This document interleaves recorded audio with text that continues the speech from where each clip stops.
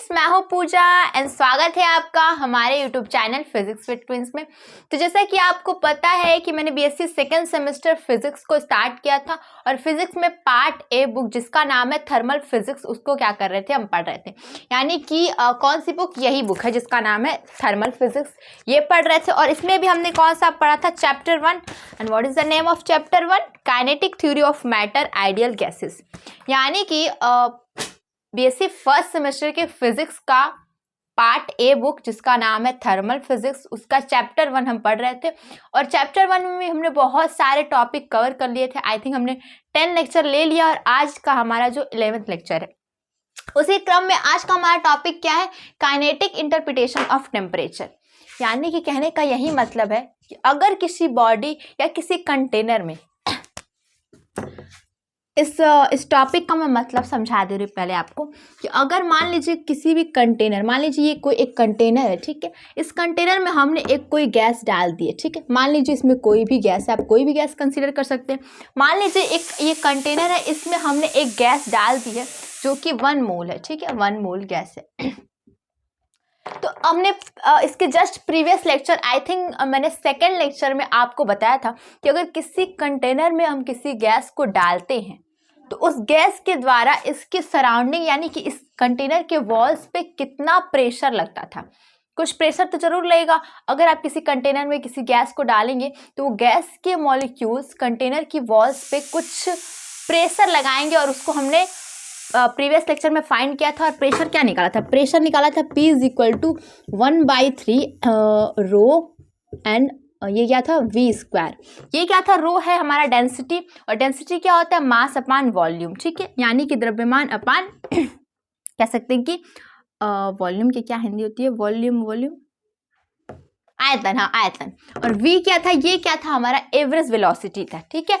और P क्या है, हमारा प्रेशर। ये हमने प्रेशर इसके जस्ट प्रीवियस लेक्चर में निकाला था। और आज का जो हमारा टॉपिक है, हमें आज क्या निकालना है, जो आज हमें निकालना है कि अगर मैं किसी कंटेनर में किसी गैस को रखती हूँ तो जो गैस के मॉलिक्यूल हैं वो तो ये श्योर सी बात है कि वो प्रेशर जरूर लगाएंगे। बट अगर हम टेम्परेचर इंक्रीज कर लेते हैं, यानी कि इस केस में हमने यहाँ पे टेम्परेचर इंक्रीज कर दिया, यानी कि कुछ मैं इस गैस के कंटेनर को अगर टेम्परेचर दे रही हूँ, इन दैट टाइम इसमें देखेंगे कि क्या हो रहा है, यानी गैस के मॉलिक्यूल फिर कैसे बिहेव कर रहे हैं, उनकी वेलोसिटी बढ़ती है या फिर उनकी वेलोसिटी घटती है, या उनकी काइनेटिक एनर्जी बढ़ती है या काइनेटिक एनर्जी घटती है, वही देखना है। इसलिए इस टॉपिक का क्या नाम है, काइनेटिक इंटरप्रिटेशन ऑफ टेम्परेचर। यानी कि अगर टेम्परेचर इंक्रीज करेंगे इस कंटेनर का, उस समय काइनेटिक एनर्जी मॉलिक्यूल्स की, जो इसमें मॉलिक्यूल प्रेजेंट है, उसका काइनेटिक एनर्जी और उसका वेलोसिटी देखेंगे क्या होता है। तो चलिए उसी को फाइंड कर लेते हैं। तो उसके लिए हमें कुछ कंसीडर करना पड़ेगा। तो हमने एक प्यारा सा क्या ले लिया है क्या ले लिया, कंटेनर ले लिया, ठीक है। तो जो हमारा ये आज हमारा जो मार्कर बहुत साथ दे रहा है, यानी कि मार्कर अच्छे से चल रहा है, ठीक है। तो चलिए आते हैं अपने टॉपिक पे। हमने क्या कर लिया, हमने एक ले लिया है कंटेनर, ठीक है। और इस कंटेनर में हमने गैस क्या कर दिया, फिल कर दिया। यहाँ तक हमने क्या कर दिया, गैस फिल कर दिया, ठीक है। कोई सा भी आप गैस कंसीडर कर सकते हैं। और यहाँ पे मैं कंसीडर कर रही हूँ कि गैस कितने हैं, 1 मोल ऑफ गैस से। 1 मोल आप जानते हैं कि 1 मोल गैस में कितने मॉलिक्यूल्स होते हैं, हमने बताया था कि 1 मोल गैस में क्या होते हैं, 6 × 10⁻23 इसके अराउंड क्या होते हैं, मॉलिक्यूल्स होते हैं, किसमें, 1 मोल ऑफ गैस में। और हमने 1 मोल ऑफ गैस लिया है, ठीक है। तो इसका प्रेशर क्या होगा, प्रेशर कितना लगाएंगे, ये प्रीवियस लेक्चर में हमने फाइंड किया है, P = 1/3 रो V²। ये क्या है, हमारा एवरेज वेलोसिटी है, यानी कि इसमें जो मॉलिक्यूल्स प्रेजेंट है उसकी वेलोसिटी कितनी होगी ये बता रहा है। और डेंसिटी क्या होता है, डेंसिटी = क्या होता है, मास अपान वॉल्यूम, ठीक है, मास अपान वॉल्यूम।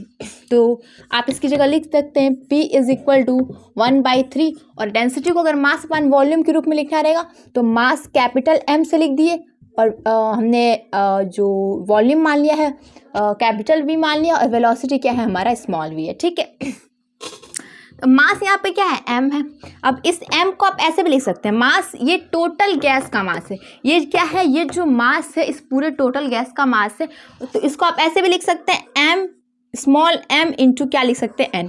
स्मॉल m क्या है, स्मॉल m ये है कि इसमें मान लीजिए हमने 1 मोल ऑफ गैस लिया है, तो उसमें कई मॉलिक्यूल होंगे, इतने सारे मॉलिक्यूल्स होंगे, तो उसमें किसी एक मॉलिक्यूल का ये क्या है, मास है, और ये नंबर ऑफ मॉलिक्यूल्स हैं, यानी कि इसमें कितने नंबर ऑफ मॉलिक्यूल्स हैं, यानी कि total mass is equal to हम क्या लिख सकते हैं, प्रत्येक जो मॉलिक्यूल है उसका मास लिख सकते हैं, और क्या लिख सकते हैं, नंबर ऑफ मॉलिक्यूल्स, और इसको इनटू कर देंगे, इसका प्रोडक्ट कर देंगे, तो हमें क्या मिल जाएगा, total mass of this gas. ठीक है, तो यहाँ पे हमने क्या किया, इसको ऐसे कर दिया। तो इसको अगर आप थोड़ा और सिंप्लीफाई करेंगे तो ऐसे लिख सकते हैं, स्मॉल m यानी कि एक मॉलिक्यूल का mass into number of molecules, तो टोटल गैस का मास निकल जाएगा।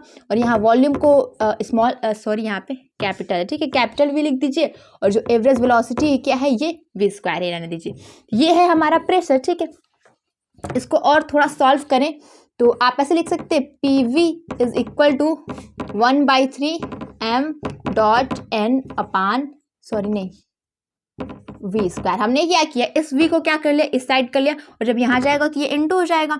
ठीक है, और हम एक और चीज़ जानते हैं, इसके प्रीवियस लेक्चर में हमने आइडियल गैस इक्वेशन का फॉर्मूला आपको बताया था। क्या बताया था, आइडियल गैस इक्वेशन का फॉर्मूला क्या बताया था, PV इज इक्वल टू क्या बताया था, nRT। और ये किस केस में, अगर नंबर ऑफ मोल्स क्या हो, n हो, यानी कि अगर n नंबर ऑफ मोल्स आपने लिया है, यानी कि n मोल गैस लिया है, देन उस कंडीशन में PV is equal to nRT होता है। बट हमने स्टार्टिंग में बताया कि हमने यहाँ पे क्या लिया है, 1 मोल ऑफ गैस लिया है, तो यहाँ n की जगह हम 1 पुट करेंगे तो क्या हो जाएगा, PV इज इक्वल टू हो जाएगा nR। PV is equal to क्या हो जाएगा RT हो जाएगा। ठीक है, PV इज इक्वल टू क्या हो जाएगा, RT हो जाएगा। तो इसी को देखते हुए यहाँ पे हम PV की जगह क्या लिख सकते हैं, RT लिख सकते हैं। तो इसको थोड़ा अच्छे से लिख देते हैं, थोड़ा सजा के लिख लेते हैं। एक काम करते हैं, इसको कर लेते हैं इरेज, क्योंकि हमारे पास जगह कम है। ठीक है, तो इसको हमें इसी में एडजस्ट करना है। तो ऐसे लिख सकते हैं, we know that PV is equal to nRT। ठीक है, और यहाँ पे लिख लीजिए ब्रैकेट में 4n मोल्स, यानी कि n मोल आपने गैस लिया, then PV is equal to nRT। ये क्या है, आइडियल गैस इक्वेशन, या आप कह सकते हैं स्टैंडर्ड गैस इक्वेशन, ये होता है, और इसको हमने प्रूफ भी कराया था। ठीक है, अगर आपको ये n नंबर ऑफ मोल्स के लिए, और हमने क्या लिया था, 1 नंबर ऑफ मोल गैस लिया था, तो इसके लिए सकते हैं PV is equal to RT, यहाँ लिख दीजिए 1 मोल। ठीक है, 1 मोल ऑफ गैस। ठीक है, अब यहाँ से आप क्या करिए, इसको बना लीजिए इक्वेशन नंबर फर्स्ट, एंड इसको मान लीजिए इक्वेशन नंबर सेकंड। ठीक है, ये है इक्वेशन नंबर फर्स्ट एंड ये है equation number second. For equation first and second क्या लिख सकते हैं, PV की जगह हम क्या लिखेंगे, अब RT लिखेंगे। तो इसको डायरेक्ट लिखिए, तो हो जाएगा RT इज इक्वल टू हो जाएगा 1/3, और यहाँ पे क्या है mn, और ये क्या है, वेलोसिटी। ठीक है, ये हमारा हो गया फॉर्मूला। अब क्या करेंगे, अब एक काम करते हैं कि n को इधर लेके जाते हैं, हो जाएगा RT/n हो जाएगा इज इक्वल टू 1/3 mv²। ठीक है, ये हो गया। इसको और सॉल्व करेंगे, दिख रहा है कि नहीं पता नहीं, RT/n, और इसको क्या कर सकते हैं, एक चीज कर सकते हैं कि यहाँ लिख दीजिए 2/3। आप कहेंगे 2 कहाँ से लाया, हम कर रहे हैं कि 1/ यहाँ पे लिख दीजिए 2। हमने क्या किया, 2 से ऊपर इंटू कर दिया, और नीचे भी 2 से इंटू कर दिया, यानी कि 2 मल्टीप्लाई एंड 2 डिवाइड कर दिया। जैसे आप 2 को 2 से फिर कैंसिल करेंगे तो 1/3 फिर हमारा मिल जाएगा। तो हमने इसको ऐसे कर दिया। अभी मैं बता रही हूँ कि इसको मैंने ऐसा क्यों किया है। उसके लिए क्या करेंगे, थोड़ा सा और सॉल्व करते हैं, इसको करते हैं इरेज। ठीक है, तो हमारा लास्ट में क्या आएगा RT/n हो जाएगा, RT/n, और यहाँ पे लिखिए 2/3 और 1/2 mv²। काइनेटिक एनर्जी का फॉर्मूला क्या होता है, काइनेटिक एनर्जी का फॉर्मूला होता है 1/2 मास इंटू वेलोसिटी का स्क्वायर। वही चीज़ सिमिलर यहाँ पे दिख रहा है आपको, तो यहाँ पे आप डायरेक्ट लिख सकते हैं काइनेटिक एनर्जी। ठीक है, काइनेटिक एनर्जी ऐसे लिख सकते हैं, 1/2 mv² की जगह हमने क्या किया, काइनेटिक एनर्जी लिख दिया है। ठीक है, देखिए यहाँ पे R क्या है, R होता है यूनिवर्सल गैस कांस्टेंट, N क्या होता है, इसमें कितने नंबर ऑफ मॉलिक्यूल कंटेनर में हमने लिया था। ठीक है, और T क्या होता है, T होता है उसका टेम्परेचर। ठीक है, उस कंटेनर का टेम्परेचर। देखिए जो R और T है ये क्या है, कांस्टेंट हमेशा रहेंगे। R क्या है, ये लिख सकते हैं यूनिवर्सल यूनिवर्सल गैस कांस्टेंट और n क्या है, नंबर ऑफ मॉलिक्यूल, ये दोनों क्या है, कांस्टेंट है। और जब ये कांस्टेंट है तो इसको आप कांस्टेंट को क्या लिख सकते हैं, लिख सकते हैं और kBT लिख सकते हैं। kB क्यों लिख सकते हैं, आर अपान ये दोनों कांस्टेंट है, इसकी जगह हम एक कांस्टेंट कोई रख दें तो kB लिखेंगे। क्यों kB लिखेंगे, क्योंकि बोल्ट्जमैन ने एक कांस्टेंट बताया था, इसकी जगह एक कांस्टेंट बनाया था, उसको लिखा था kB अपने नाम पे, यानी कि बोल्ट्जमैन कांस्टेंट। तो आर अपान टी को हमने एक अलग कांस्टेंट के रूप में चेंज कर दिया और उसको kB लिख दिया, और टी वैसे ही हमने उसको ऐसे लिख लिया और 2/3 एंड यहाँ पे हो जाएगा काइनेटिक एनर्जी। ठीक है, तो यहाँ से आप ये देख रहे हैं कि ये kB यानी कि ये क्या है, बोल्ट्जमैन कांस्टेंट, ये चीज कांस्टेंट है, 2/3 भी ऑलवेज कांस्टेंट रहेगा। तो हमारा जो temperature is directly proportional to kinetic energy हो जा रहा है। कैसे हुआ है, क्योंकि kB यानी कि बोल्ट्जमैन कांस्टेंट, ये क्या ऑलवेज कांस्टेंट ही रहेगा, 2/3 भी कभी चेंज नहीं होगा, वो भी कांस्टेंट रहेगा, यानी कि temperature is directly proportional to kinetic energy. इस चीज का मतलब यही है, मैथमेटिकली रूप में ये कह रहा है कि अगर आप जो हमने कंटेनर लिया था, उस कंटेनर हमने 1 मोल ऑफ गैस फिल किया था, अगर आप उसके टेम्परेचर को इंक्रीज करते हैं तो उसकी काइनेटिक एनर्जी भी इंक्रीज होगी। और हमें यही तो फाइंड करना था, हमारा टॉपिक क्या था, काइनेटिक इंटरप्रिटेशन ऑफ टेम्परेचर, यानी कि टेम्परेचर को इंक्रीज करते हैं तो काइनेटिक एनर्जी उस गैस का क्या होता है। ठीक है, उस गैस के मॉलिक्यूल की काइनेटिक एनर्जी क्या होती है, बढ़ती है या घटती है, यही देखना था। तो ये डायरेक्टली प्रोपोर्शनल है, यानी कि डायरेक्टली प्रोपोर्शनल, यानी कि डायरेक्टली इस पर डिपेंड कर रहा है। अगर टेम्परेचर इंक्रीज करेंगे तो काइनेटिक एनर्जी भी इंक्रीज होगा। तो ये चीज़ हमें पता चलेगी। और एक और चीज़ देखना है कि अगर हम टेम्परेचर इंक्रीज करते हैं तो वेलोसिटी, जो उसमें नंबर ऑफ मॉलिक्यूल्स है, उस मॉलिक्यूल्स की वेलोसिटी पे क्या असर पड़ता है, वेलोसिटी इंक्रीज होगी या वेलोसिटी घटेगी, तो उसको भी देख लेते हैं। तो उसको भी देखने के लिए हम यहीं से चलते हैं। ठीक है, यहाँ से चलते हैं। ठीक है, ये था RT अपान है N, ठीक है, और इज इक्वल टू 2/3। और एक काइनेटिक एनर्जी को आप जैसे हमने यहाँ पे 1/2 mv² को क्या कर लीजिए, काइनेटिक एनर्जी लिख दिया है, इसको 1/2 mv² ही रहने दीजिए। ठीक है, और RT अपान N को बोल्ट्जमैन कांस्टेंट है तो kB लिख दीजिए। ठीक है, और T लिख दीजिए, और is equal to 2/3 into 1/2 mv²। देखिए यहाँ पे ये भी है, देखिए ये जो है बोल्ट्जमैन कांस्टेंट, ये ऑलवेज कांस्टेंट रहेगा, 2/3 भी ऑलवेज कांस्टेंट रहेगा क्योंकि एक मैथमेटिकल रूप है, 1/2 भी ऑलवेज कांस्टेंट रहेगा। और मास, ये मास किसका है, एक उसमें एक मॉलिक्यूल उसका मास है, तो मास भी किसी भी मॉलिक्यूल का चेंज तो कभी होगा नहीं, तो इसलिए मास भी कांस्टेंट, 1/2 भी कांस्टेंट, 2/3 भी कांस्टेंट, और ये बोल्ट्जमैन कांस्टेंट भी कांस्टेंट। तो T is directly proportional to क्या हो जा रहा है, v²।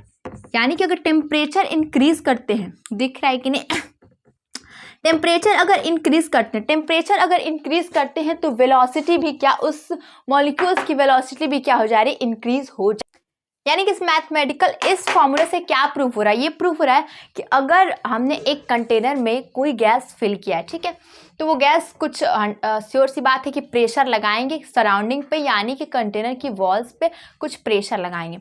और इन केस अगर हम टेम्परेचर को इंक्रीज करते, उस समय क्या होता है, अगर टेम्परेचर को इंक्रीज करते तो इस फॉर्मूले से प्रूव हो गया कि अगर टेम्परेचर को आप इंक्रीज करेंगे तो उसमें जो नंबर ऑफ मॉलिक्यूल्स होंगे, उस प्रत्येक मॉलिक्यूल्स की काइनेटिक एनर्जी भी इंक्रीज हो जाएगी, because T is directly proportional to kinetic energy.